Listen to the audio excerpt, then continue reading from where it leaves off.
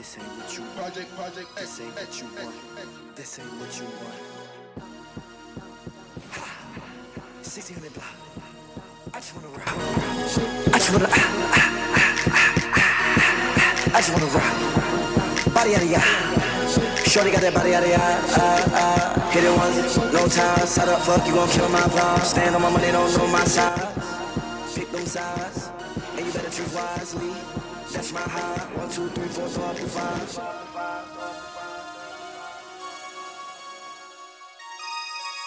That's my heart. Damn. 1, 2, 3, 4, 5, 5.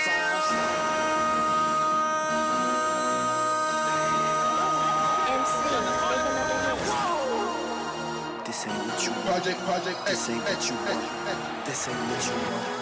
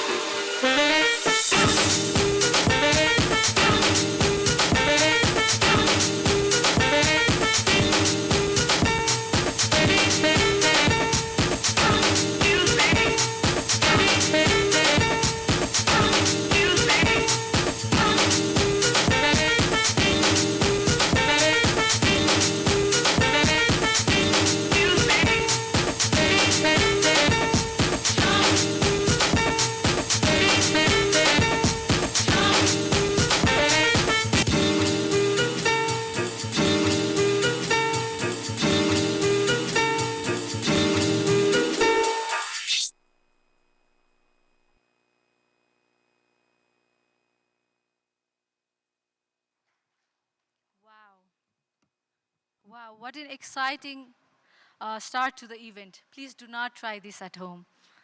I hope you all enjoyed the beautiful performance by Nepal Hip Hop Foundation.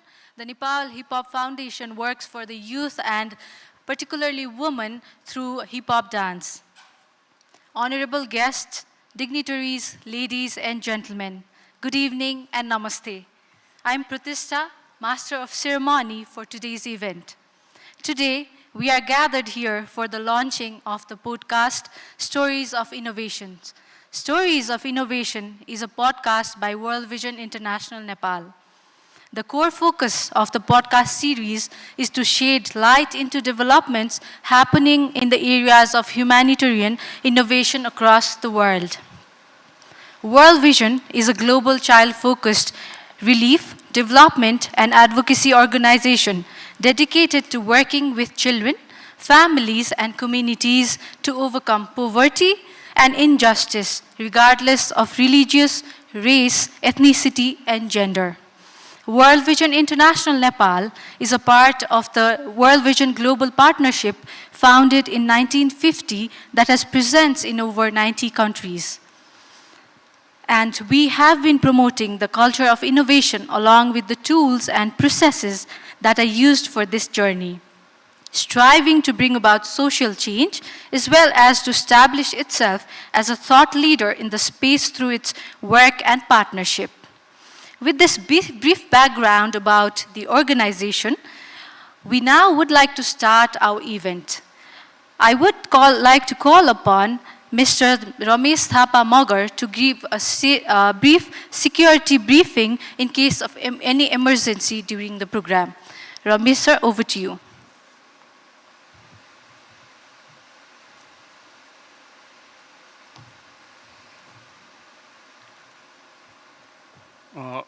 Respected all, namaste and good evening. Safety is first priority. So, in case of emergency, please proceed to assembly area. Assembly area is just outside this building. You can see this is for only orientation of the area. Just go out of this hall.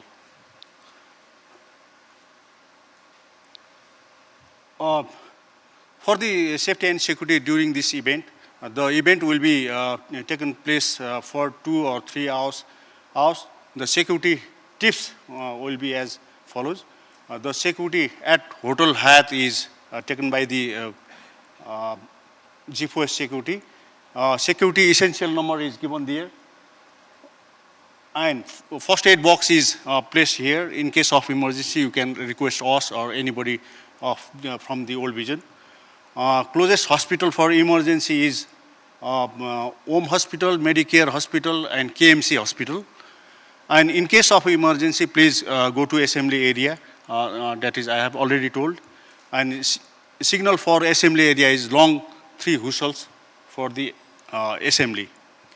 And main risk during the event is earthquake and fire, because we are staying only 2 to 3 hours here. So main risk is earthquake and fire only. In case of earthquake or fire, inform your friends or colleagues nearby you and drop down or hold and cover in case of earthquake, and protect your head, body, and in case of fire, don't engage don't spend your time for the fire extinguisher. Just go in assembly area, and don't run. Be calm. Go slowly in assembly area. Escape route. These are the doors to proceed to assembly area, and remain in group for head count and any needed support during the assembly. Thank you. Thank you, Rameshji. Now I would like to call upon the National Director of World Vision International Nepal, Roslyn Gabriel, for the welcome note.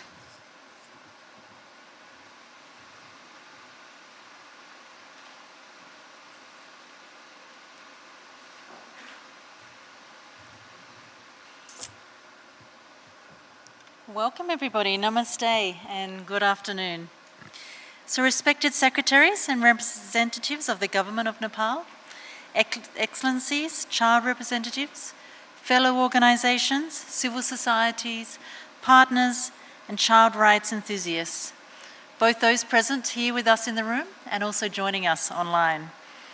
On behalf of World Vision International, I would like to welcome you. It is my great honor to be here to welcome you to the launch of the Stories of Innovation, a podcast series that World Vision International Nepal has launched, and it's an exciting venture that started well before my arrival here in Nepal, and I'm privileged to be able to be here with you to join you at the launch. It is my pleasure to share in this forum that World Vision International has been working for the well-being of the most vulnerable children and their families in Nepal since 2001. For over 20 years, we have been inspired to bring transformational change to the lives of children through our partnerships with local communities, civil societies, government, and private sector, where we believe in mutual partnership and trust, shared vision, and global accountability and responsibility. And we are committed to continue doing this alongside innovative partners and thought leaders such as yourself and with the communities that we work.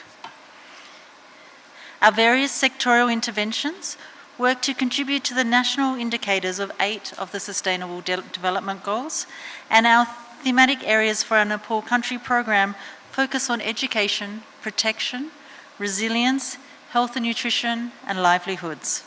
Our work strives to support the most vulnerable communities and children to have a brighter future where their dreams and hopes and aspirations can be filled. And this can be filled through strengthened education, livelihoods, supportive communities, and improved health outcomes. The Innovation Lab is part of World Vision Nepal's office, and it provides a collaborative working environment to prototype, test, and scale up breakthrough solutions for both humanitarian and development challenges. The Nepal Innovation Lab was established in 2015 as part of the Nepal's earthquake response, and it's a platform which strives to bring together different actors that can create solutions to the pressing challenges that we face, including, but not limited to, disasters or climate change.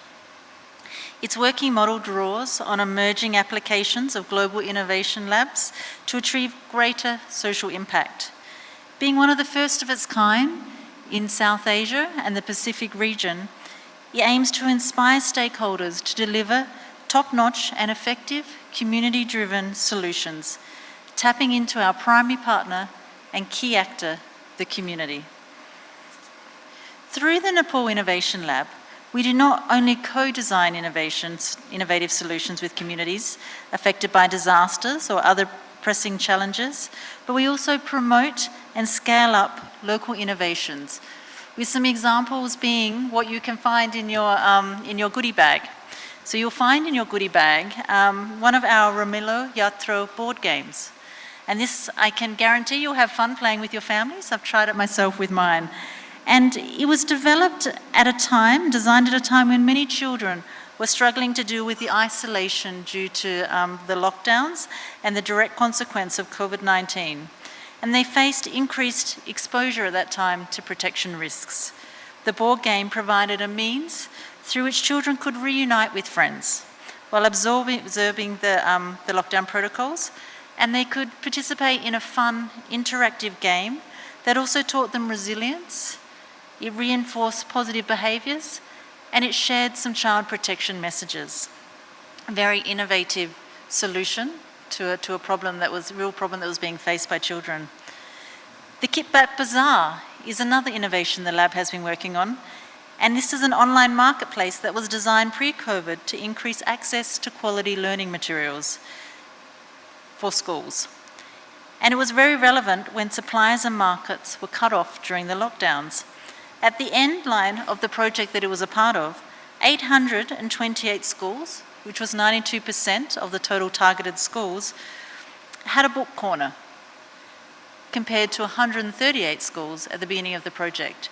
So we can see that this marketplace had a huge impact on schools being able to have access to books. At the end line, a majority of the stakeholders, including the school head teachers, the Palika leaders, and the publishers, agreed that the online marketplace had been crucial to facilitating access to quality supplemental reading materials and improved the book supply chain.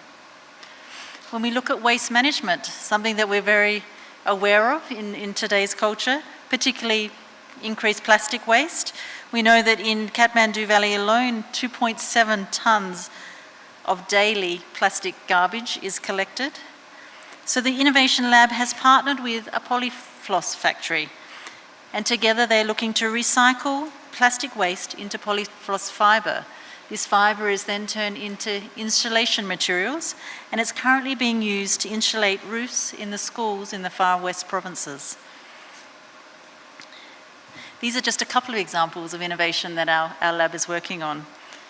In order to share and promote innovation further, the team has initiated the podcast series called Stories of Innovation to showcase some of the promising innovations that we find in Nepal. Innovation has long expanded beyond Silicon Valley, and we wanted to be able to showcase the powerful stories that can be told by local leaders of innovation. The target audience for this podcast series will be, in addition to yourselves and those who are invited here today, young professionals and philanthropists who are keen to solve some of the pressing challenges of our time. Bill Gates once said in an interview on the Rolling Stones with Jeff Godwell that our modern lifestyle is not a political creation. Before the 1700s, everyone was poor. Life was short and brutish, and it wasn't because we didn't have good politicians. There were good politicians at the time. It was when we started innovating. Electricity, steam engines, microprocessors, importing genetics and medical research, and things like that. Yes, stability and education are important. I'm not taking anything away from that, is what Bill Gates said. But innovations is the real driver of progress. And I have to say I agree with him. Innovation is key for us to be able to move forward and create solutions to many of the challenges that we face today. We hope our efforts to showcase innovation will pave a path for a better world for the communities that we work with. And we hope that these innovative disclosures and discussions for our podcasts will shine light on some of the solutions that are out there and create innovative thinking between everybody who is a part of this. I thank those who have participated and come along with us on this journey of creating the podcasts. I really thank them for sharing their stories, their insights, and their inspirations. And I look forward to hearing the chatter in the room after we launch as to how we can collaborate more and how we can continue to innovate together. Once again, thank you for your time and participation today. I hope that you'll have an insightful time and enjoy listening to and being inspired by the stories of innovation. As the podcasts will be released over the next few weeks, I invite you to follow us on social media so that you can see when they are released. So thank you very much. Dari Dari Dhanavad.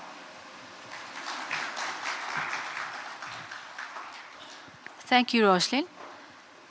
Moving ahead with the agenda for today, we would now like to share a short video on the stories behind the stories of innovations, how and why we started this podcast. Can we please have the video on screen, please? Good evening, our honored guests. Thank you so much for creating the time to join us on the official launch of Stories of Innovation. Just to tell you a little bit about how we got to this point. We decided to come up with the idea of Stories of Innovation mainly as a space where the different actors in different spaces that are contributing in one way or another to innovation can come together and share their stories. So back to the genesis of the Nepal Innovation Lab. The Nepal Innovation Lab came into being after the Nepal earthquake in 2015. It is a platform where the different actors come together to design solutions and products that would make the work that we do as humanitarian and development actors a little bit easier. And we do this in a way where we engage with the community members who are our primary partners in the work that we do. Then COVID happened, and it was 2 years of essentially being disconnected from many of the different actors in this space. So we hope that the Stories of Innovation, if nothing else, it can share some of the events or some of the happenings, some of the learnings, and some of the amazing things that are continuing on in this space. Some of the guests that were able to join us on this journey and who I hope are in the audience with you today include Mr. Suman Shakya, the founder of Smart Pani, where we talked about rainwater harvesting and eco-innovation. We also got in touch with Mr. Rohit Tiwari, the CEO of Hamro Bazaar, who shared his experience, particularly when it comes to shared economy and using digital platforms in a space like Nepal. Ms. Ayushi Casey, the founder of Kali Sisi, led the conversation on unbottling the bottlenecks, particularly when it comes to waste management and digitization. Mr. Andrew Lam, the founder of Internet of Production Alliance and Engineer Without Borders, who also shed light on decentralizing manufacturing. Moving on to some of our development partners, we spoke with Ms. Sepide Kevanshad, who shared a lot of her experience when it comes to foreign aid, the private sector, and how we can innovate processes, not only focusing on solutions and products, but also investing in innovation when it comes to processes to make all our solutions and the development work a little bit more sustainable. And finally, Her Excellency Ms. Nona Dupré, with whom we discussed green jobs, the youth, and eco-innovation. Thank you so much for creating the time, and I hope you find this as rewarding as we did. Dere dere dhanyabad.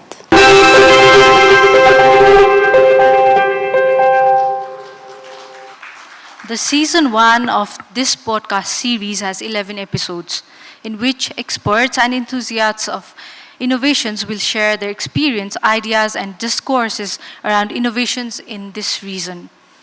To reminisce the experience of being part of the podcast, I would now like to call upon Mr. Rohit Tiwari, who is a guest for the 4th episode of E-Commerce Sharing Economy and Innovations. Mr. Tiwari is CEO of HamroBazaar.com, one of the pioneer of e-commerce in Nepal. Over to you, sir.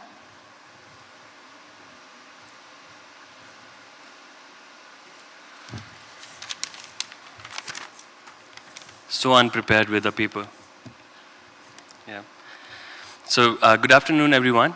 Thank you for providing me this stage to share my thoughts on innovation and my experience with the podcast. So I'm Rohit Tiwari. I lead Nepal's largest and one of the oldest marketplace. 2005 was the year when Hamro Bazaar was envisioned. A time when few online companies globally were as big as that we know of now. Most of the companies globally had no plans to go fully online, and in fact, many of them never planned to even have an online presence. But somewhere in Nepal, a company like Hamro Bazaar was established with a vision to fully go online, becoming one of the few such companies in Southeast Asia. Hamro Bazaar is just an example of many such stories that we have in Nepal, where innovation actually happened before time. Before internet wasn't that quick, that fast, but we still thrived through innovation to bring out solutions for the problems that we had. What I'm trying to establish with this is, we are a small Himalayan country, but we have always tried and been neck to neck with the global innovation wave. What we need for this particular time is exposure and interest from the global community to understand that we have the talent and we have the resources to make Nepal a place where tech would lead Southeast Asia. My experience with the particular podcast and my understanding of it was that it's going to voice this particular community where we are trying to innovate. So through this podcast and people like me and a lot of people like who have innovated in past and are going to innovate in future, we'll get a voice through podcasts like these where young people are going to be inspired and are going to build something that is going to change Nepal for good. So thank you so much.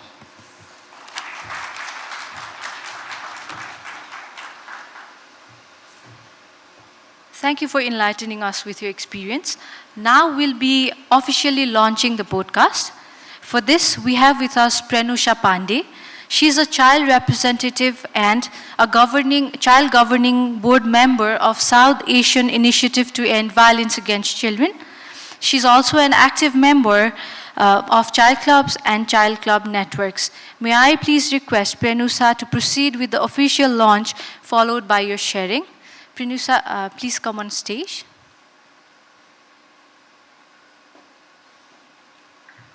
So Prenusa will now press a remote button and officially launch the podcast.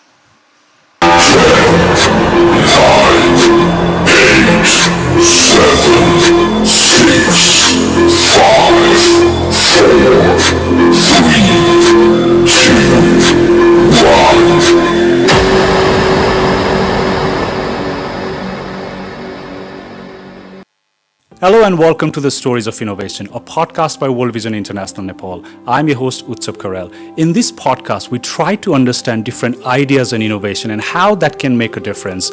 Normally, when we think about innovation, we think about all the obvious places like Silicon Valley, Frankfurt, and London. But there's so many powerful innovation, life-saving innovation that is happening in the global south, in some of the unconventional places by different kind of non-traditional actors. As a result, in this podcast, we bring different actors from private sectors, startups, humanitarian agencies, and we discuss around the key topics like blockchain, IoT, big data, artificial intelligence, and how these emerging technologies can be tapped in so that a new kind of innovation can happen, as well as we discuss around how we can shape the future of social innovation.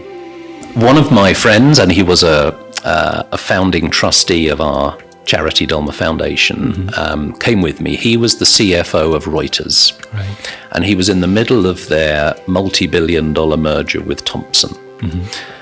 I'm an investment banker, right, and both of us are completely stressed out. And we came to Nepal after I came the first time, and we were sitting on a rock in the village of Bridim. And there were two ladies below us trading eggs. And they were laughing, such a deep, pure laugh of happiness. Right. And we looked at each other and we said, what are we doing in life? Like, what is it we seek? Do we seek this level of tension? Look at what they've got. And I think from that moment onwards, I live a life where there is such an amount to learn from Nepal, from Nepalis. Especially in Nepal and the global south, we're so used to looking up to innovations, let's say, that's happening in the western part of the world, more developed part of the world. And it's more of a borrowed concept whenever we try to bring innovations again. So it's not an organic, internalized sort of a innovation idea, but it's mostly a borrowed concept. But I think that is where we go wrong, because we have the problems that we have, the challenges that we have, come out of our own unique socio-cultural, political, geopolitical landscape, right? Versus what's happening in the Western world, where there's a complete socio-economic structure. For us, we're very ambitious. We want to be the first climate neutral continent in 2050. For that, it needs to be a whole of government, whole of society approach. But also, we are not in this on our own. So the European Union emits about 8% of total greenhouse gas emissions in the world. So we need to encourage partners, even the most reticent one, to follow us along this path of being climate neutral and also to enrich again biodiversity. So the EU Green Deal really is a bunch of strategies covering the whole of industry, the whole of society. It has the biodiversity part, which is about bringing back biodiversity. It is about being climate neutral, so less greenhouse gas emissions. It looks at transport, it looks at buildings, but it's also about circular economy, which is about using less of the resources. So for us, we think that this is also essential to do with partners. The first thing that we need to do, that I'm very sure a lot of companies are doing, is to first digitalize whatever they know, and digitalize things that can be analyzed eventually. And somehow, finally, if we have enough data, we can work on ML to provide good enough analysis on how we have evolved till now, and this is where we are going. And to have that information with thousands and lakhs of students that we have right now can actually help economy like ours to know where the future is. So innovation, I usually define it as creative problem solving. And unlike what most people say, it's about thinking outside of the box. I think the box is very important. Absolutely. Yes, because the box tells you these are things that exist here, things that have worked so far, and these are the reasons why it's not working now. So it's very important to look at what's in here, see if you can tweak things inside, or if you need to bring something else, but they have to be compatible within what's in here. And that's one of the biggest issues I've seen when it comes to innovations coming from from a global perspective, because what works in Europe might not work in Africa. In some ways, what we see our job is to expand the space so that others can come in and use their ideas to innovate. So some of the examples I can talk about are, again, I think it was in Nepal Gunj, going back to Nepal Gunj. We do a lot of work on agriculture. So one innovation that when I was there I saw are hybrid seeds. Because as the environment changes, as climate change brings more impact across the world, the way people were planting, the type of seeds they were planting is no longer going to work in that temperature at that time with that level of water, with that level of fertilizer. So we have to think about different types of seeds. They're hybrid. I think they call them climate smart, something along those climate lines. smart agriculture. Yeah. Climate smart agriculture. So that's one type of innovation that we're working with communities in that area, with the private sector, to create these types of seeds that are more resilient to these changes in the environment. I have seen initiatives by young people who have said that I can make this product for, say, $2 or, say, $5, right? But once they get multiple orders, they do not know that they have not put in their rent or even their own salary into their cost. Right. And once the bigger order comes in, they now know that they cannot sell it at $5 because their cost itself is $6. Right. So that planning, that aspect of how you need to then scale up is very, very important, and that's where entrepreneurs should focus on. There's this global realization that we cannot, with the way that the trends are moving in terms of needs and in terms of available resources, doing things through a traditional manner, using, not innovating is not acceptable. And I think that message has really landed at the highest levels. In terms of my story of innovation, the Nepal Innovation Lab was that enabling environment. And because it essentially not only put some financial risk up, co-financed with donors to Field Ready, just to try some experiments around digital fabrication. It also connected us with aid agencies that we could engage with, such as World Vision and Oxfam and UNICEF, local organizations that they would work with as well. And, it sort of became a magnet for social impact-minded innovators in this country that really didn't have anywhere to go. The next is our matchmaker pillar, which is how we identify and define challenges, but then work to find existing solutions. So again, we don't want to reinvent the wheel. We want to help be kind of a cross-learning platform and try and promote especially local solutions, if they are there. And so that's how do we, and we want to make sure that there's a process to really understand the challenge, right? There are things that may be well beyond our scope. Yeah, definitely, it's a big task, racking that many locations. And we don't want to go down, we're actually planning, maybe we can rack more, because, in a lot of rankings, they're only ranking maybe 50 countries and 200 cities, but there's really a lot of seed ecosystem that also need to be taken care of and need to be racked and watched. So we have in just a bit of our methodology. So we have around 45 components during the last report. So each report we also improve what we do. Now we learn from the previous reports about what we can add, and we try to add more until we get to the final algorithm. Hopefully it won't change anymore. But those 45 components are put into three main baskets: quantity, quality, and business score. At times when we talk about innovations, I I think people assume this is Google or Meta, where there are billions of money to burn to get certain products. Definitely. I think we cannot afford that as humanitarian organizations. I think we need to be accountable for all single pennies that are trusted from our donors, supporters, and public as well.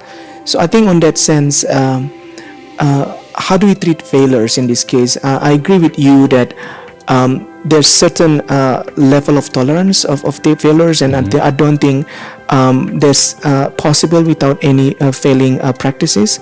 But at the same time, I think most important, how do you always take a step back and reflect what is the major learnings, how can we build from strength to strength. And an example of this practice, Utsav, was that in the earlier days of Innovation Lab, I think a few years ago, I know our team produced a couple of innovative products, from 3D printings, Sika that we can talk about. Now you guys have board games, but also there are a few others in the past. And what we've been discussing with the previous leadership as well, what I said actually, yes, you can have 5 or 6 innovative products or approaches, but we need to be very selective and strategic, which of these that actually can sustain reaching the scale. World Vision President Andrew Morley always promoting innovation at scale.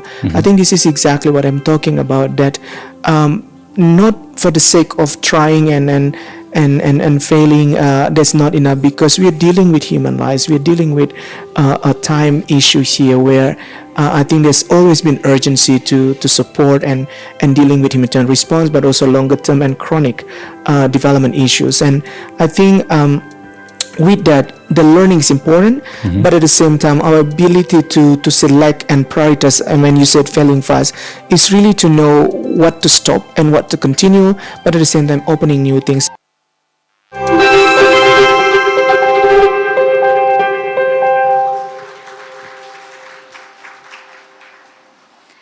Creativity is thinking up new things, whereas innovation is doing new things.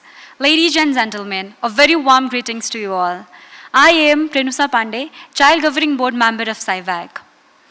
I have been participating in World Vision program in different ways and representing the voice of children to influence policymakers.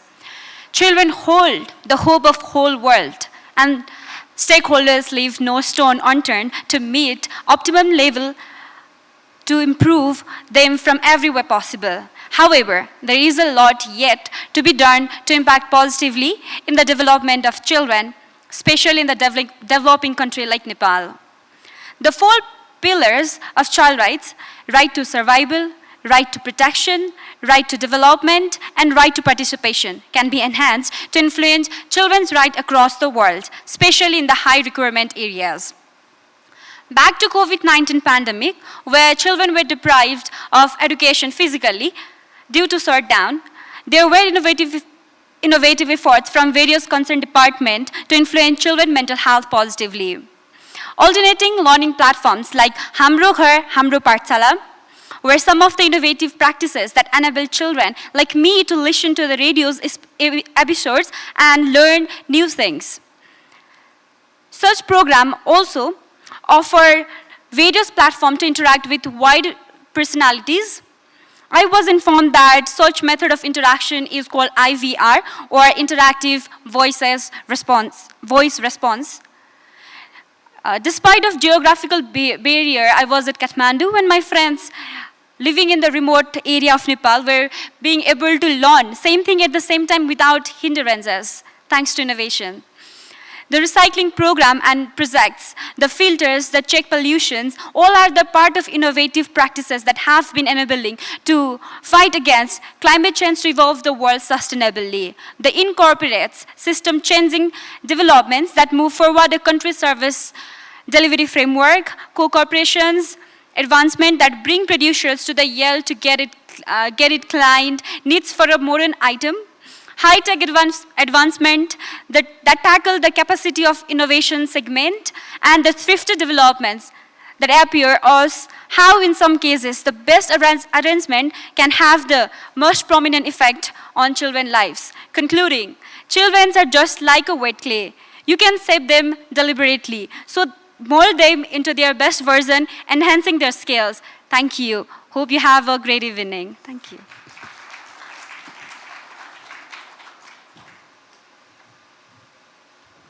Thank you, Prenusa.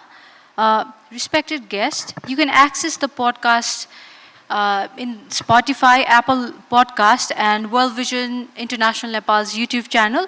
The QR codes are on your table. So please feel free to scan the code and get access to the podcast episode 1. Now, moving on with the event, we will have a panel discussion session on reimagining social innovations. We have with us Mr. Kewal Prasad Bhandari, the Member Secretary of National Planning Commission, Ms. Bonita Sharma, CEO at Sochai, Ms. Nikita Acharya, CEO co-founder of Urban Girl, and Mr. Suman Shakya, entrepreneur and the founder of Smart Pani. This session will be facilitated by Utsav Kharel. Utsav is the lead at Nepal Innovations Lab and also co-host of the podcast series. Please welcome our panelists on stage.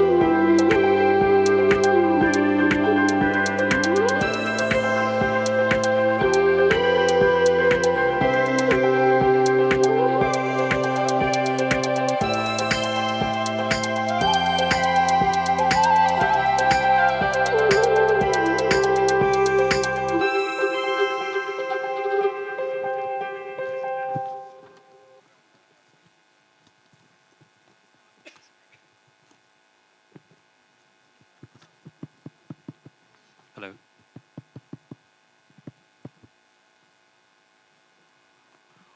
म सुनिरह होला है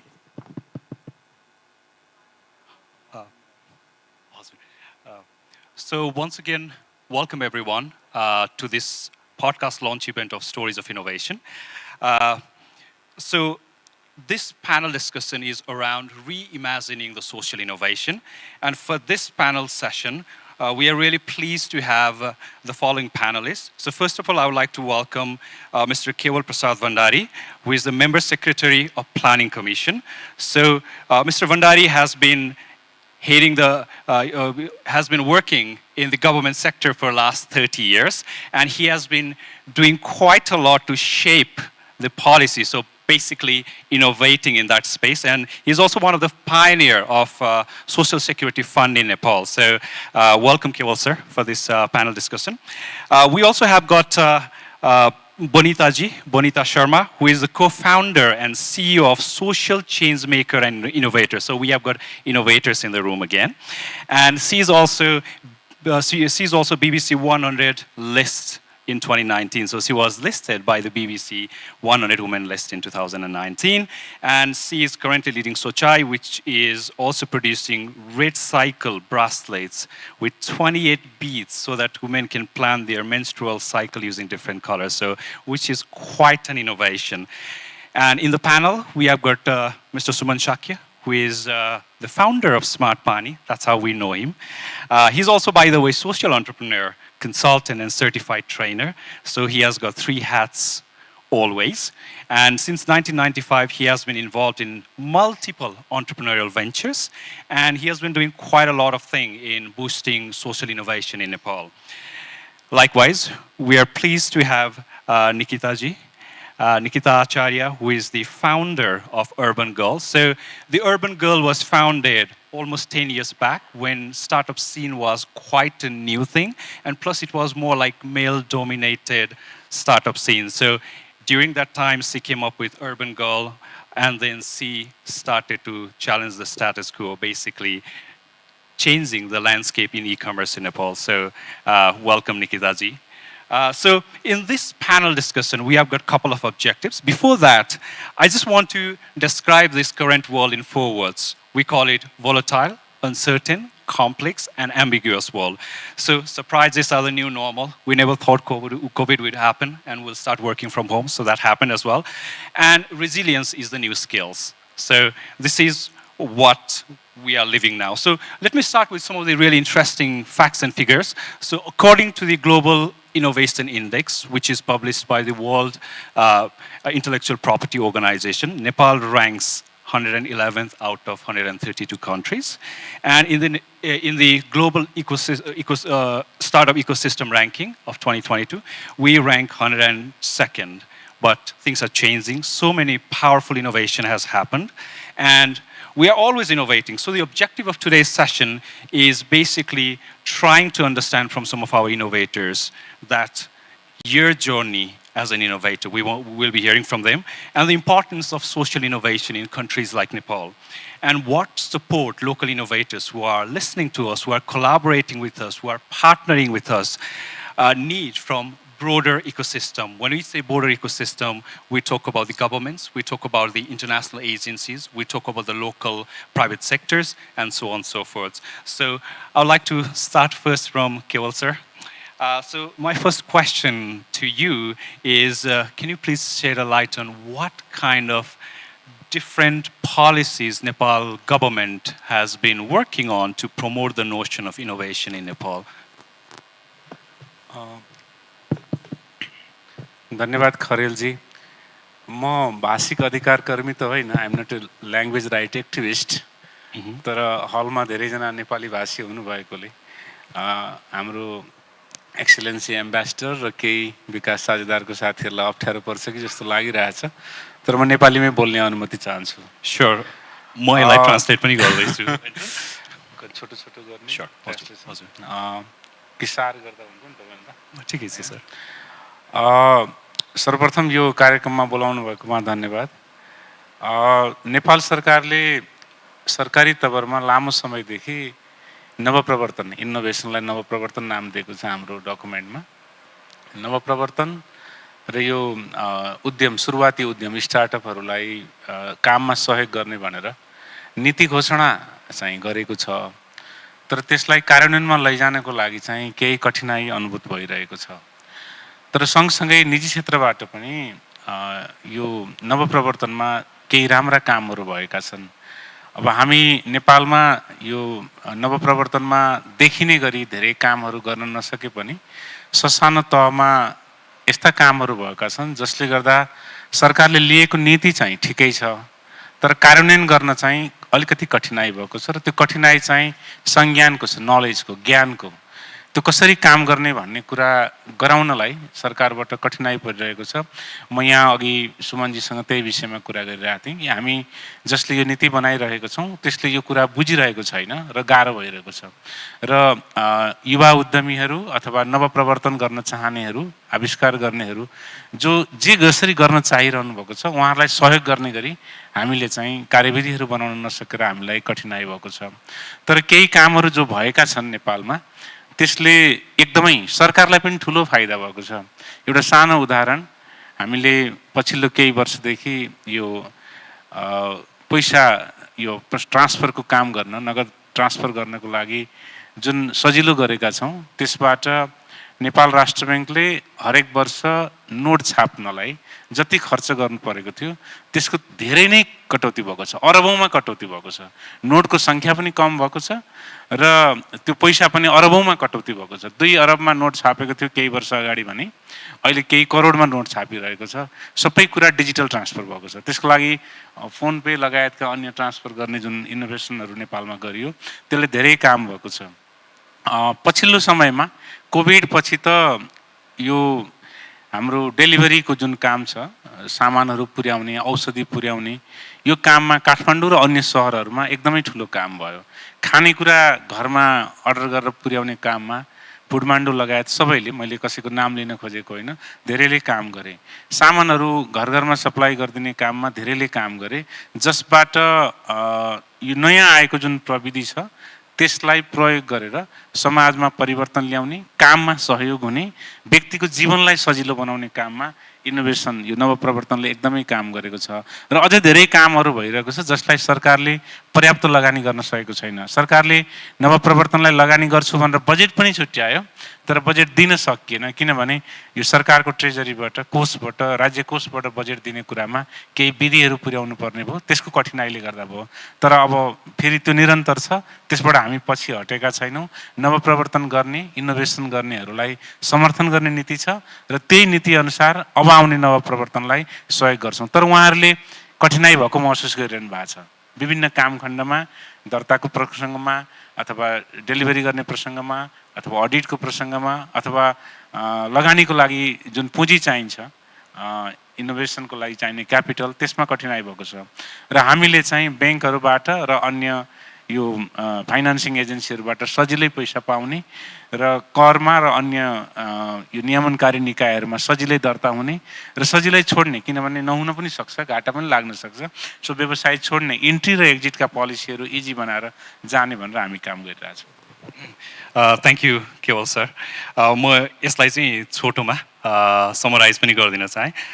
so basically the government of Nepal has been working quite a lot to promote the policies that really enables innovation in Nepal. And some of the example he gave, which are really powerful example, is especially the use of QR code in Nepal, which has really saved quite a lot, billions of Nepali rupees in the for the treasury, as well as some of the powerful innovative approaches those were used during the time of COVID-19, and especially the boom of online marketplaces, as well as different delivery system after the COVID-19. And thanks so much, sir, for sharing your thoughts around it. So now I would like to move to Bonita ji, since you have been doing quite a lot in the space of social innovation, and you have been doing quite a lot to promote women and girls through the innovation. So tell us more around, like, what can be, as an innovator, what can be the enablers for innovation for social entrepreneurs like yourself? I think to answer that question, I'll reflect my own journey and share my personal experience. I believe I was already innovating even before I knew about the idea of social innovation, what it is and what it is supposed to do. Because my education and my work, it took me to different parts of the country. My background is public health and nutrition. So I would travel to different parts of the country. I got in touch with the local community. So I think one of the major enablers are the local people who are the real partners for progress. So by working with them, I learned the ability to empathize. So to give you an example, so me and my team members, we are traveling to this suburban community in Lubu of Lalitpur, where a woman lost a child because she didn't know about proper child feeding practices. When the kid was only 2 months old, she fed the kid cashew nut paste. It got stuck in the child's throat and the kid passed away. If only we were able to fill that information gap, that wouldn't have been the situation. And as us, as young people, we felt accountable for what had happened to that mother. So that was one of the reasons that we followed the journey of social innovation.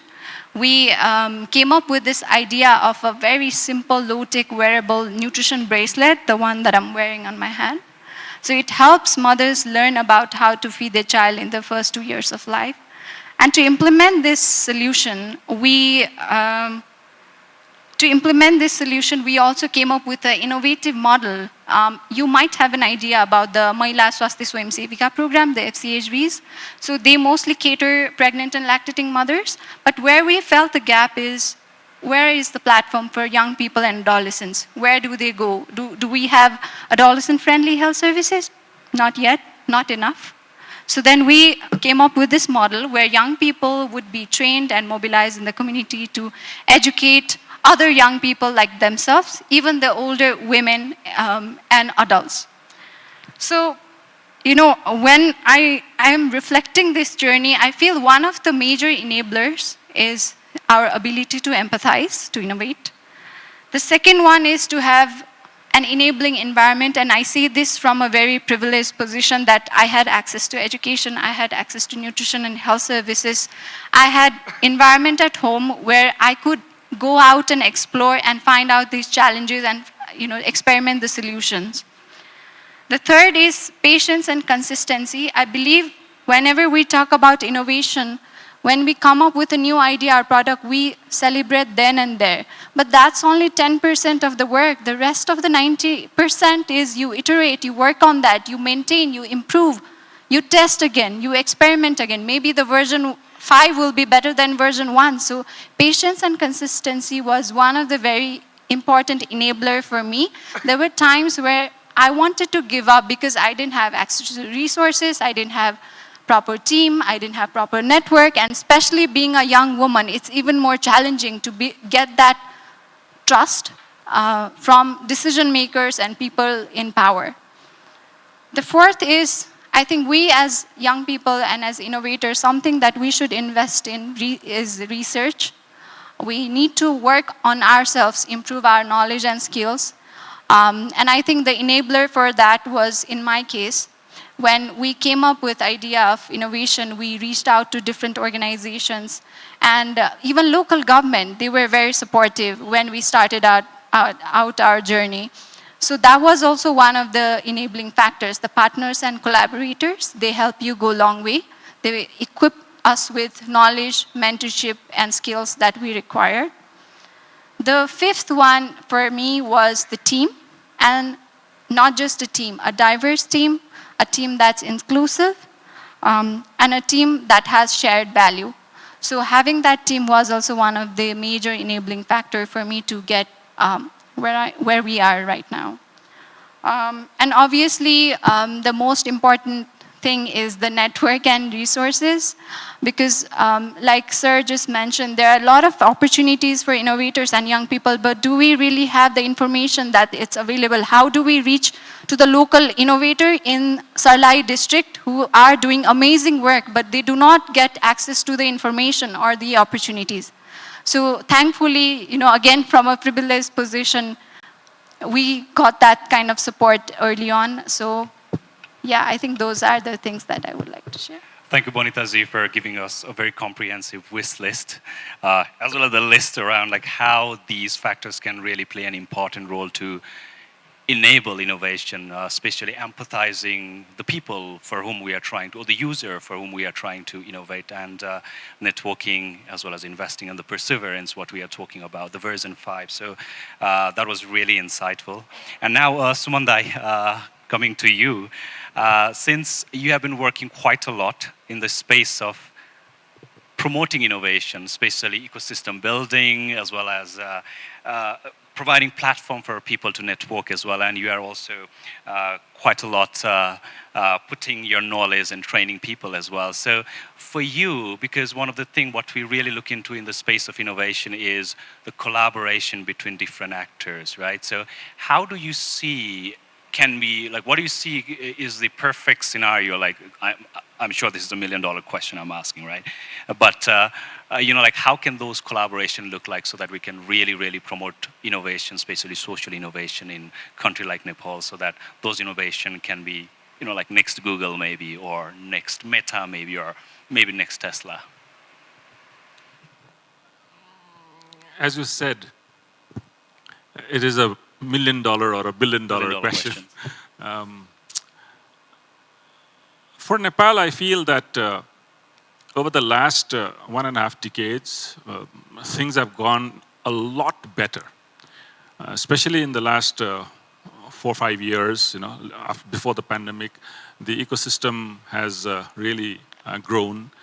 Earlier, when we used to do Techstars Startup Weekend and telling innovators and people that, hey, come over in 54 hours over a weekend, you can test your idea and create an MVP.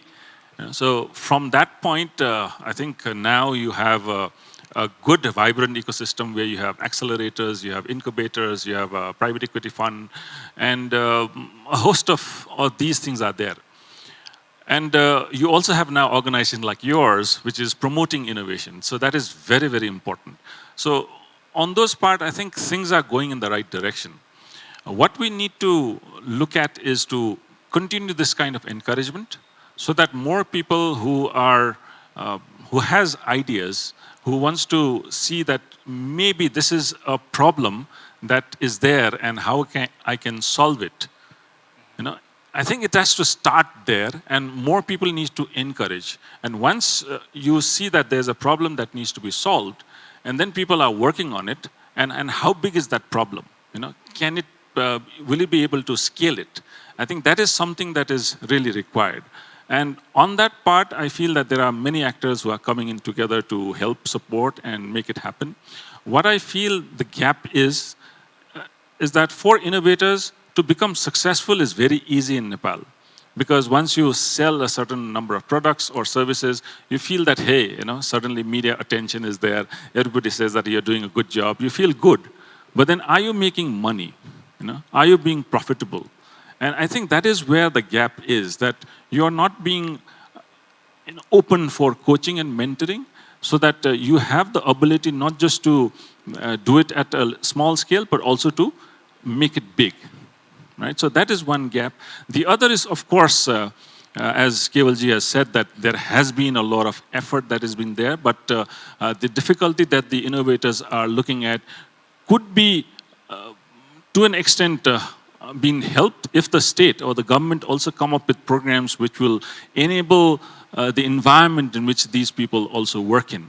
So a combination of an individual effort as well as the support from the state, I think will go a long way to make Nepal, where there are a lot of innovators there, much more vibrant as they move along. Thank you, Sumandai. So basically collaboration between the committed innovators, the government and the private sector. So regarding the government, I will come back to you, Keval sir, in a moment. So coming to you, Nikitaji, since you challenged the status quo by being one of the early innovator in the space of creating an online marketplace, basically bringing the voice of youth as well as bringing the voice of the marginalized communities through your endeavor, Urban Girls. So, the inclusivity is really, really important when we talk about innovation because we want to hear different kind of ideas. So when there's a diverse group, then there are like a different kind of cool ideas coming around. So we'd like to hear more from you, from your experience around how different actors, like diverse actors, can come together so that innovation goes beyond Kathmandu, goes beyond all the metropolitan city, and goes beyond certain ethnic group, and it goes, for the broader people. So share some of your experience around this one, please. Sure. It's very interesting because I was reflecting on my journey as well. When I started in 2012, I started with Urban Girl. And the main concept of Urban Girl was to create an e-commerce platform back then. And when we started, me and my co-founder, we started with nothing. And when I say nothing, it's like literally nothing. We didn't have team. We were just two people, two teenagers actually working with just a dream. And the dream was everything we had because we didn't have, like I said, team. We didn't have mentors back then because right now we have so many incubation hub and everything. We at least have a support system. We are building an ecosystem, but back then we didn't have anything. And we didn't know because e-commerce sector was such a new industry. So we didn't know who to look up to. So it was a big challenge already. And we didn't know where to go. We didn't have investors. So I'll keep these economic challenges aside, actually, because it's still a big challenge right now. But back then, it was more than economic, I'd say it was more of a social as well as policy level challenge. Because even when registering the company in 2012, there was no, we didn't know where we should register our company. So we started with that. It was it's like, I think I have witnessed, and I am very glad to witness the growth that Nepal has had within this decade in this innovation field. But when I look back then, with Urban Girl, when we would go to the supplier side, when we would go to the market, both of this side, like demand and supply side, even the suppliers wouldn't be much interested in selling their products online because they would be selling it from their shop itself. Why would they go online? So why digitalize their product? On the consumer side, we are more habituated. It's like consumer behavior where people would be more interested in going to the market and buying. So we didn't have market, we had nothing, and from there, growing from there to a team of more than 60 people right now, within Urban Girl only. So we have come a long way, and I think when I reflect back on my journey, I think I would say there are 4 pillars for any innovation to move forward. Like you said, like we talked about collaboration, I think the 4 major pillars are the entrepreneurs themselves, like us, like the innovators, and the community within the entrepreneurs where we collaborate within ourselves and help each other grow. So one major pillar would be the entrepreneurs, because when we are sitting in Nepal, we would want to see other entrepreneurs as well. We'll feel like a backbone, a support system that's holding us together. The next would be government for sure, because we need policy, we need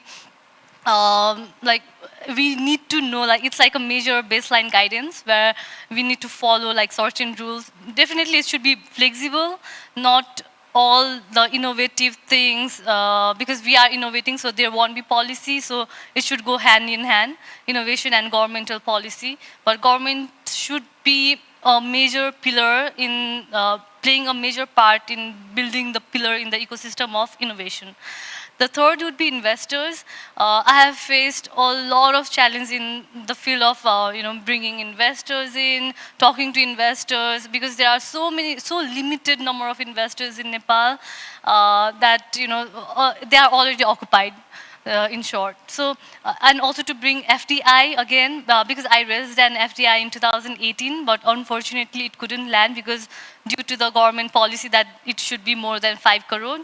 And overnight the policy changed because our investment was just below 5 crore. So I still don't know why that happened. No one could still answer me why that policy happened. And no one actually knows why it happened. And other is the market. So market that is still growing. Thankfully, market is growing in e-commerce sector. So I think this 4 pillar shapes our innovation ecosystem. And the part of I don't want to rant too much about governmental policy, but since we were talking about innovation, there was National Innovation Policy, which was created in 2019. And in 2020, right after the policy was created, I think COVID happened, and that's when most of the innovation was created in Nepal. I also co-founded UZ Bazaar right then.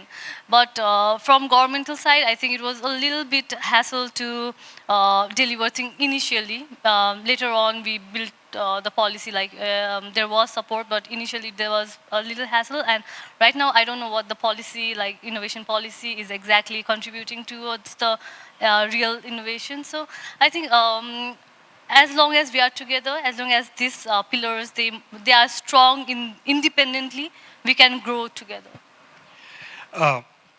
Thank you, Nikitaji, for sharing your experience of starting a startup in a very different setting 10 years back and going through the journey and tapping into the opportunity that came along, as well as also trying to,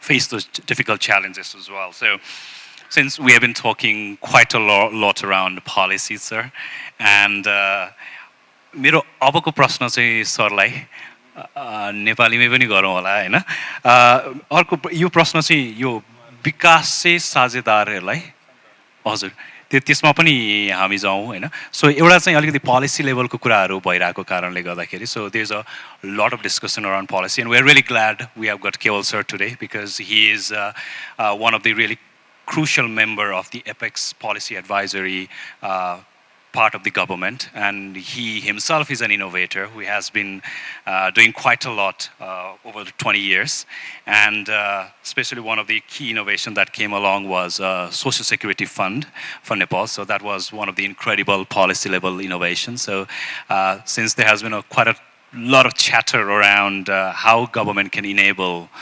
innovation through the policy, so if we could discuss a bit on that, then that would be awesome. धन्यवाद उत्सवजी यहाँ अलिकति कुराहरू आयो वास्तवमा म सरकारको एउटा जिम्मेवार सदस्य त्यसमाथि पनि सरकारको यो अभिजात्य श्रेणीमा रहेको विशिष्ट श्रेणी भनौँ न अभिजात्य श्रेणीमा रहेको मान्छे भएकोले यो जे कठिनाइ भएको छ उहाँहरूलाई त्यसको लागि मैले क्षमा माग्न अप्ठ्यारो छैन म स्वीकार गर्छु हामीले नीति बनाएर पनि त्यो लागू गर्न गाह्रो भएको हो धेरै हामीले इनोभेसनमा र स्टार्टअपमा नवप्रवर्तन र सुरुवाती उद्यममा हामीले कर दर्ता र अरु व्यवसाय दर्ता सजिलो गर्ने भनेरै लेख्यौं अनि त्यसको लागि लगानी पनि सजिलो गर्ने भनेरै नीति बनायौं सरकारले अनुदान दिने पैसा कम बजेटको त्यो पनि दिन सकिएन बैंकहरुले त सुन्नै चाहेनन् बैंकहरुले त अलि फरक किसिमले काम गरे बैंकहरुले एकदमै महँगो ब्याजमा मात्रै दिन खोजे बैंकहरुलाई पनि रेगुलेट गर्न भन्यौं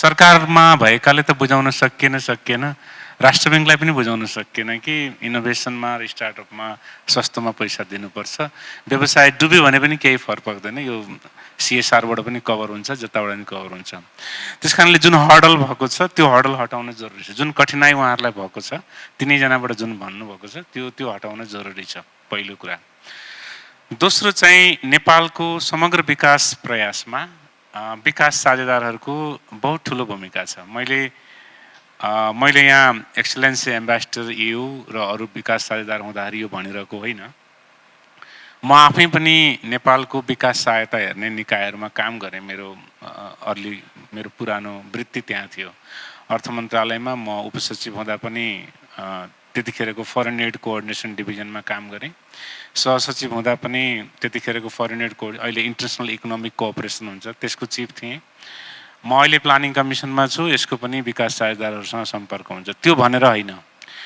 नेपालको समग्र विकास प्रयासको ठूलो हिस्सा विकास साझेदारको छ शिक्षाको स्वास्थ्यको खानेपानीको धेरै परियोजनाहरू विकास साझेदारको लगानीमा छ पूर्वाधारको पनि धेरै छ यसमा बहुराष्ट्रिय अनि द्विपक्षीय सबै हुनुहुन्छ साथसाथै यो इनोभेसनमा स्टार्टअप नवप्रवर्तनमा पनि काम गर्नुपर्छ भनेर पछिल्लो चोटी विकास साझेदारहरूले काम गरिरहनु भएको छ त्यसको एउटा उदाहरण वर्ल्ड भिजनले पनि गरिराखेको छ र यसैगरी अरूले पनि गरिरहनु भएको छ मसँग प्राय सम्पर्क हुने खासगरी राष्ट्रसंघ र अन्य विकास साझेदारहरूले विश्व बैंक एसियाली विकास बैंकले समेत यसमा काम गर्छु भनेको छ EU स्विस अहिले FCDO पहिलाको डिफिड USAID स्वयंले पनि गैर सरकारी संस्थाको तहमा समुदायको तहमा गएर कम्युनिटी लेभलमा हाउसहोल्ड तहमा तृणमूल एकदम ग्रासरुटमा गएर पनि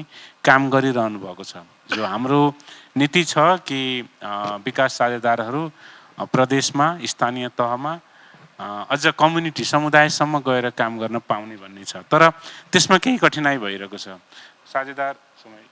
साझेदारहरू कसरी आए भन्ने पनि छ तर त्यसमा केही नीतिहरू छन् त्यसमा काम गर्ने र कतिपय अवस्थामा चाहिँ त्यो समुदायसम्म गएर अथवा गैससहरूको छनौटबाट काम गर्दा केही कठिनाइ आएका प्रतिवेदनहरू पनि छन् यसको अनुगमन मूल्याङ्कन समाज कल्याण परिषदले गर्दछ त्यहाँको प्रतिवेदनहरू हेर्दाखेरि कतिपय विकास सहायता चाहिँ यसै डकुमेन्टेसन मात्रै भयो कागजात बनाइयो रिपोर्ट गरियो काम भयो भनियो तर नतिजा आएन अनि फेरि गइयो फेरि नतिजा आएन भन्ने पनि छ समय भए म केस नै सेयर गर्छु है म आजभन्दा 10 वर्ष अगाडि राष्ट्रिय महिला आयोगको सचिव थिएँ त्यतिखेर महिला उद्यमशीलतामा काम गर्ने संस्थाहरूको कार्य सम्पादन मोनिटरिङ गर्नु पर्यो नेपालगञ्जमा गइयो त्यहाँ त्यो चिडीमार त्यो पत्थरकट्टा त्यो कमजोर समुदाय छ चराहरू मार्ने ढुङ्गाहरूमा त्यो जाँतोहरू बनाउने त्यस्तो अनि घाँस काट्ने जुन समुदायको छ त्यो महिलाहरूलाई सिलाइ कटाइ भन्छन् आममा म चाहिँ त्यही काम गरे भएर कटाइ सिलाइ भन्छु पहिला काटिन्छ अनि सिइन्छ त्यसको ट्रेनिङ दियौँ हामीले उहाँहरूलाई हैन 6 महिनाको अनि सक्यो ट्रेनिङ रिपोर्ट राम्रो भयो पेश गर्यौं सो 1 वर्षपछि त्यसको फेरि फलोअप अनुगमनमा गयौँ हामी उहाँहरू त फेरि घाँस काट्नै फर्किनु भयो पत्थर काट्मै फर्किनु भयो चिडीमारमै फर्किनु भयो किन यसो भयो भन्दा तालिम त दियो उपकरण दिएन मेसिन दिएन हैन सो अर्कोपल्ट फेरि सहायता जुटाइयो मेसिन दियो अनि अर्को वर्ष फेरि अनुगमनमा गयो म तेस्रो वर्ष चाहिँ म गएको थिएँ भनौँ न जाँदाखेरि फेरि उहाँहरू त आफ्नै पेसामा हुनुहुन्छ के भयो त भन्दाखेरि अब त्यो उहाँहरूले सिकेको फेरि त्यो समुदायको मान्छेसँग कसैले कपडा सिलाउने रिस्क पनि लिएन अनि फेरि उहाँहरू बजारमा पसल लिएर बस्न पनि सक्नु भएन हैन अनि फेरि उतै फर्किनु भयो अब लगानी त भयो प्रगति त भयो विकास सहायता त खर्च भयो तर मान्छेहरू जस्ताको तस्तै भयो यस्तो धेरैवटा केसहरू छन् त्यसैले त्यसलाई छोडेर हामीले जहाँ हामी समुदायमा रूपान्तरण गर्न सक्छौं जहाँ व्यक्तिका परिवर्तन गर्न सक्छौं त्यसमा काम गर्ने गरी गर्नुपर्छ र विकास साझेदार गैर सरकारी संस्था नेपालको विकासको एउटा महत्त्वपूर्ण अभियन्ता हो भनेर विकास सहायता नीतिमा हामीले स्वीकार गरेका छौं त्यसअनुसार हाम्रा कानुनहरू बनेका छन् र यसले खास गरी पूर्वाधारतिर भन्दा जनचेतना सिर्जना गर्ने मान्छेलाई जागरुक बनाउने यो समाजमा प्रश्न गर्न पनि सिकाएको छ अनि विकास आयोजनाहरू सञ्चालन भएकोमा कसरी भयो के भयो खर्चको हिसाब पनि माग्ने भएका छन् र खास गरी शिक्षाको तहमा सबै किसिमको औपचारिक अनौपचारिक र समुदायको तहमा सरसफाइको तहमा उहाँले गरिरहनु भएको कामको तहमा पनि एकदमै राम्रो सञ्चारको काम गरेछ त्यसैले म यो औपचारिक मञ्चबाट नेपालको विकासमा र इनोभेसनमा विकास साझेदार गैर सरकारी संस्था राष्ट्रिय अन्तर्राष्ट्रियबाट भएको कामको राम्रो कामको कदर गर्छु उहाँहरूप्रति तर अझै पनि संवेदनशील भएर जहाँ काम भएको छैन जहाँ चाहिएको छ जहाँ पुग्न आवश्यक छ त्यहाँ गएर काम गर्नुपर्छ भन्छु Thank you, Kewal sir. Thank you so much for summarizing the need of different actors to promote innovation. Yes, the government is doing quite a lot of effort in terms of promoting innovation, but at the same time, government really appreciates all the supports as well as collaboration with the international agencies, donor communities, and everyone, especially in the area of sensitization and creating conducive environments so that the innovation can happen and it can happen more broadly. Now I would like to move to Bonita ji. I know like we have got very little time, so let's make it very short discussion around. So basically, since you have been working in this space of innovation by trying to empower female and women through your innovative product as well as the whole innovative process, so how do you see the role of different kind of innovation platforms, like we nowadays talk about accelerator, we talk about incubator? Are they really helping innovators like yourself, or do we need to rethink that again? Because right now in this panel discussion, we are trying to reimagine the social innovation, right? So what do you think based on your experience? Is it something that's really working, or do we need to rethink how we do things? Not just incubators and accelerators. I think different actors of innovation that we've discussed already. I'd like to point out, I mean, there were a lot of enablers, but equally barriers in our journey. And I'd like to highlight some of those. First thing, to start with fundamentals, I think Nikita already raised that issue about legal registration, financial management, compliance issue. I come from public health and nutrition background. I never had the chance to study business and how taxing and everything works and how our legal structure works. So we would go to company registration office. It would take us hours and hours to get our company registered. So we hired somebody else. Even though we had no resources, we managed somehow to hire somebody else to do the job, because एउटा झ्यालबाट अर्को झ्याल, अर्को झ्यालबाट अर्को झ्याल जाँदै time गइरहेको थियो. So when would we have the energy and time to actually innovate? Because majority of our energy was going to managing this legal financial hassle that we had to go through to start our organization. So where I think the government and even the incubators can play a role is to maybe create a guideline, like step by step, like practical solution to our issue. No, and second thing is incubators. I think something that they can help us with, because we're also still a very small organization. Compliance कसरी पुरा गर्ने हैन, tax कहिले कति कसरी तिर्ने, how it works हैन, यो सबै कुराहरुको बारेमा चाहिँ हामीलाई mentorship and training भयो भने I think it would help a lot.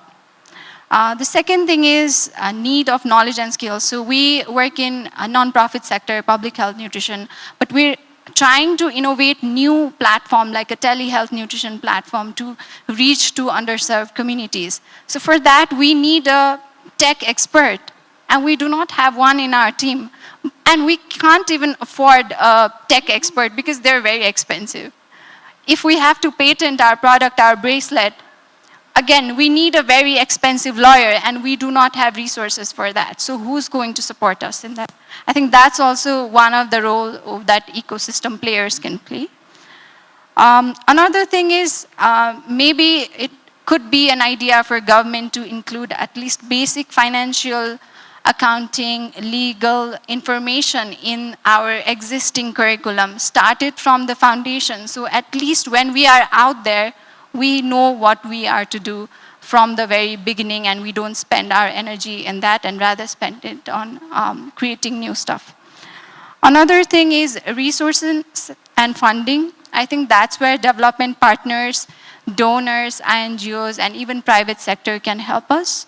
In this nonprofit sector, I mean, I'm still very new, but rather than collaboration, there's a lot of competitiveness. And there's duplication of resources. So how about we optimize that? I'm sure even for huge organization, there can be a small space for youth organization like ours, and we can work as partners for progress and not just mere beneficiaries that you celebrate on Youth Day. Another thing I think that's important for us is the media attention that we talked about. I mean, it's important that we highlight the local innovators. I mean, there are a lot of young people, young volunteers, even in my team, who could be here and share their stories. So it's important media companies highlight those kind of stories to bring out local innovators. And yes, I think one of the barriers is the stereotype that being in nonprofit sector, you do not talk about business, you only talk about social service.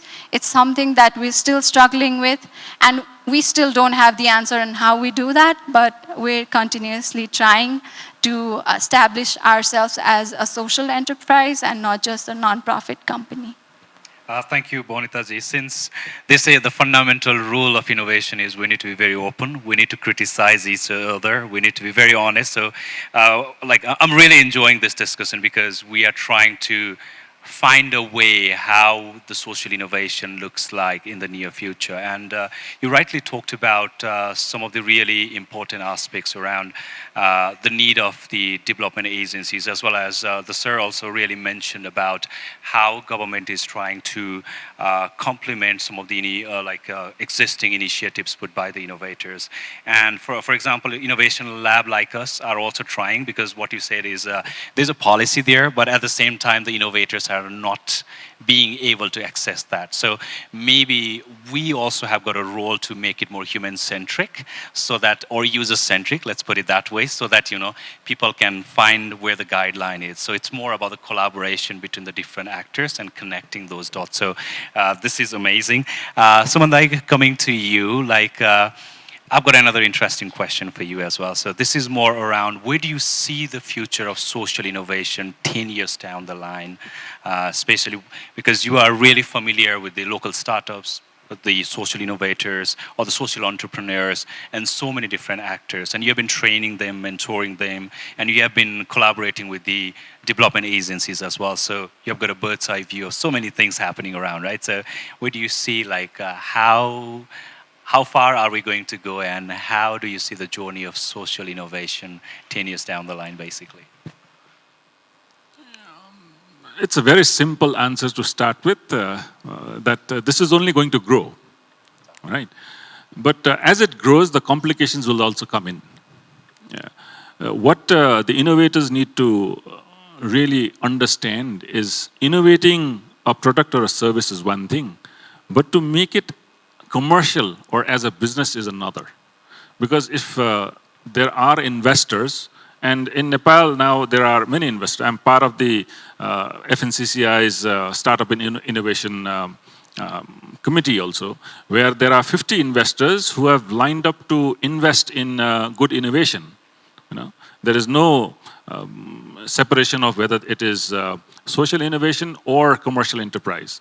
But what does not come around is that innovation needs to be sustainable. Right? It has to have a mechanism by which it must be able to sell it on its own, and it must make profit on the long run, because no matter who the investors are, they would want to get that money back. Or even if it is impact investment, at least the money would come back so that the money that is put into the impact can go into another innovation. So I think that difference is something that needs to be understood. And as Bonita has also been saying, that they have been innovating, but you need that commercial angle or the business angle to understand how to register, how to get it going, taxes, so on and so forth. All that. That's why I said that the earlier part also, the major gap is that mentoring, that handholding, and that coaching is very, very important. Right? So if that is taken forward, I've seen even international organizations. One is USAID that is coming up with a program on trade and competitiveness, where one of the major activities is to provide business services. So that's where the gaps are. If the government has not been able to implement the policies that has been so well set up, that is where I think the development agency has been helping as well, whether it is Swiss Contact or even World Vision for that matter, to bring in that. There is a national information data bank network, which is under the National Academy of Science and Technology, NAST. So if there can be linkages, because innovators would come in, and if they have done something, where do they register their innovation? So if a national database, which is already in the works, if that can be put in, and this has been opened up across Nepal. In Kathmandu, okay, there are events like this where people can come in and get things done. But what about Dorel-Dhura? What about Lamkichua? What about other places? So I think those things are very, very important. And I'm currently also doing an assignment for USAID Tayar Nepal's project, where even my business have suffered during the pandemic. So how to make businesses resilient? So that businesses understand the concept of business continuity management. They also work on business continuity plan as part of their business plan as well. So that in Nepal, as we say, if some disaster happens, what happens? Bhagwan Bharose, you leave it to the gods. So you can't do that, So that has to be coming, and the innovators must understand that. And to let them know that in their team, they need a technology person, they need a business person as well, along with the innovation that to take it along. So if that conversion starts to happen, if that understanding is promoted by all agencies together, I feel that there is a lot of innovation that is so good. Like I've been involved in talking to a lot of young and old alike, where recently there was 2 business ideas that were selected in a hackathon, but once they came into a business model, they knew that they would not be able to sell. Right? But there are wonderful, wonderful ideas that has been worked on. And it is going to solve a lot of problems as well. But if that cannot be done at a price, at a rate in which the users or the customers would be able to absorb it, maybe that is the part where the international organizations and others would able to help them, so that the required technical and other expertise is provided to them, so that then it becomes not just an innovation, but something that would also solve a lot of problems in the long run. Thank you, Sumandai. Finally, Nikitaji. So this one is more about, since you have been doing quite a lot in the space of startup, and you have been collaborating with different non-traditional actors as well. So how can development organization like World Vision or different kind of organization can partner with startups so that we can reach out to marginalized groups like children, women, as well as like people with disability? I think there might not be direct support, but I think there are so many ways that indirect support can happen from the players whose voice can be heard.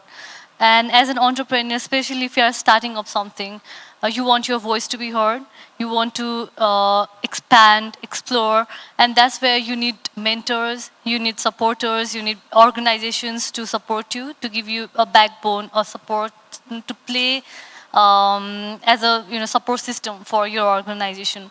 And apart from that, I have been at UZ Cakes. We have been tying up with so many NGOs like Gandaki Deaf Association, where a lot of women who can't hear or speak, they collaborate with our bakery, and then we train them to provide them with sustainable employment.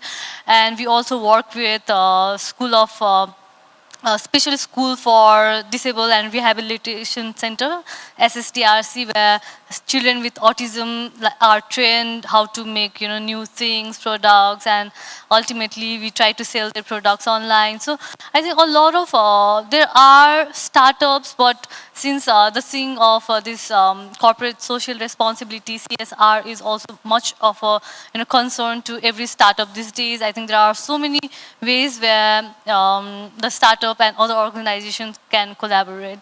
So I think that's how we can do. Did I answer the question? Thank you. So since we are running out of time, so I would like to summarize this wonderful discussion, because we heard from innovator, policymaker.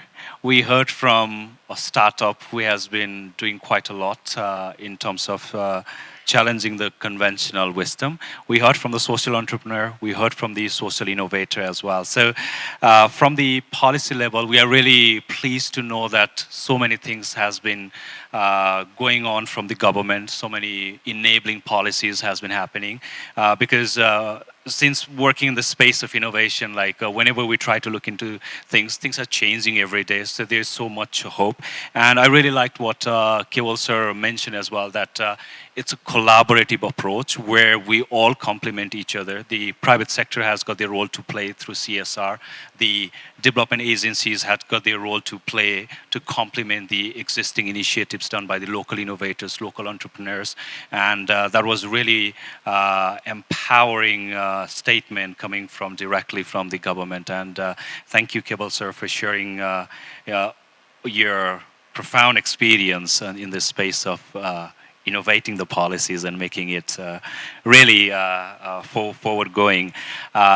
Bonita ji, thank you for sharing, your journey as a social innovators and bringing the case around how can we be more competitive, how can we really build a business case so that the innovation are more scalable, innovation are more wide-reaching, and also talking quite a lot around the different support systems social innovators are looking at the moment, from the business support, the policy level guidance related to different regulation compliance. So thank you for sharing, because we are trying to, put all the perspective together and try to understand how the future of social innovation looks like. Sumandai, really lovely to hear about the collaboration between the different actors. What are different roles that are played by different actors in the space of social innovation, development partners, the government, the private sectors, and especially talking about emphasizing on how to create a business case so that it's not just the innovation for one time, but it's an innovation which is a bit bigger one, which can be scalable. As you said in your first statement that, it's really easy to get overnight success sometime in Nepal and everybody recognize you, but taking that more sustainable, trying to scale this is really important. Thank you for sharing that. And Nikitaji, really appreciate you sharing about some of the challenges as an innovator, as someone early on tried to shift the, status quo, and then all the hurdles you as well as your contemporaries had to face, and talking about how innovation can be more inclusive, how things can be more positive. So I think this is a really, really exciting panel discussion where we had quite an interesting thoughts around the role of collaboration. That's why I wanted to focus on the podcast series, Stories of Innovation, which is more what we thought when we first started the podcast series was we want to bring different actors and we want to understand what innovation actually means.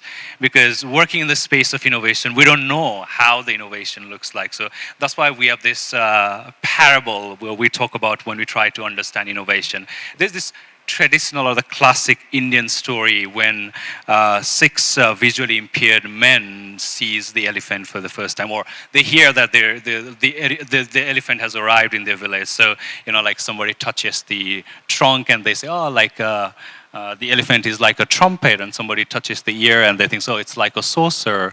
So we as different actors, it's really important we all come together and try to figure out like what the elephant looks like or what the innovation looks like. So the whole idea about podcast is to bring the private sector, bring the policymakers, bring the startups, bring the development partners, and try to understand what are some of the enablers of innovation. How can we be better? Because we are talking about innovation and we can't just do the same thing again and again. But at the same time, we have to be really mindful that we don't have to change things just for the sake of changing. So this was really insightful panel discussion, and I'm sure like this gives us quite a lot of thoughts around how we can get better. And I'm sure by 2030 we'll see plenty of new innovation happening in Global South, plenty of great collaboration case studies, plenty of amazing policies, plenty of amazing startups and social entrepreneurs. So thank you, dear panelists. It was an absolute honor to have you and to hear all your wonderful insights and profound experience. Really appreciate it. Thank you. Thank you.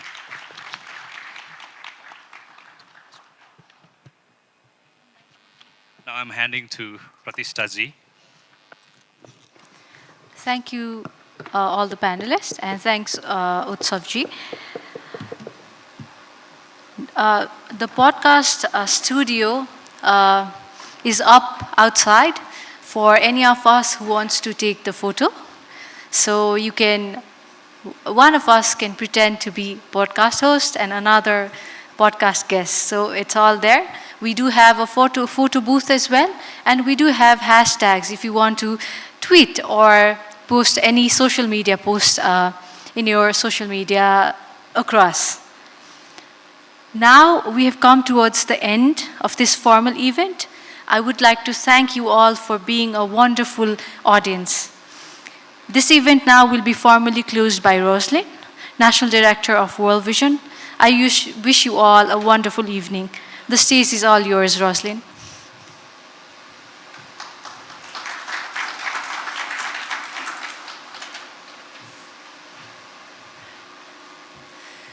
Wow, very interesting event, I must say. I've been very encouraged by listening to particularly our panel, and I've been taking down notes, and I don't think I can summarize the panel discussion any better than Utsav just did, so I'm not going to repeat what he said. When I first took up this role as National Director of World Vision Nepal, one of the things that really excited me was the Nepal Innovation Lab.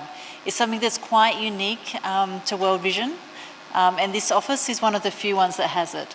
So I've been really excited in the time that I've been here since November to learn about the work that they've been doing. And today I'm really excited to be here with you to launch these podcasts where we can all learn from people who have many years' experience in innovation. They can inspire us and help us to think how we can collectively support our innovators. As the panel quite clearly said, there's a lot of actors that need to be involved.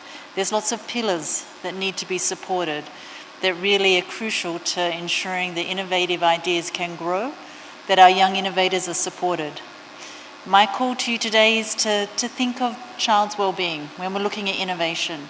How can we use our creative ideas? How can we ensure that the next generation grow up in an enabling environment that allows them to be the next generation of innovators, so that this is a culture that can continue to grow and can continue to inspire others in years to come, and to continue to come up with solutions to so many of those problems that we hear from the community. I really loved hearing from our panel how it's the importance of getting close to the community, working with them, listening to them, hearing their pain, and using that to inspire us to come up with solutions. I want to thank once again all of our guests who were part of creating the podcast. I'm looking forward to hearing those podcasts in full and learning from what they have to say. And I want to thank you all for joining us here today. I hope today's been a taste of what is to come with innovation in Nepal. And together I think we can raise that rating of Nepal on the innovation world scale. Let's work together to increase that. I think we've come a long way already since the last rating, and we can all support together in our different roles to take that further. So I would like to officially close the event and also invite you to join us for dinner. No need to rush off. We have dinner and some drinks that we can all share together, and continue in this spirit of networking, sharing our ideas, speaking with one another, and collaborating into the future. So thank you all very much.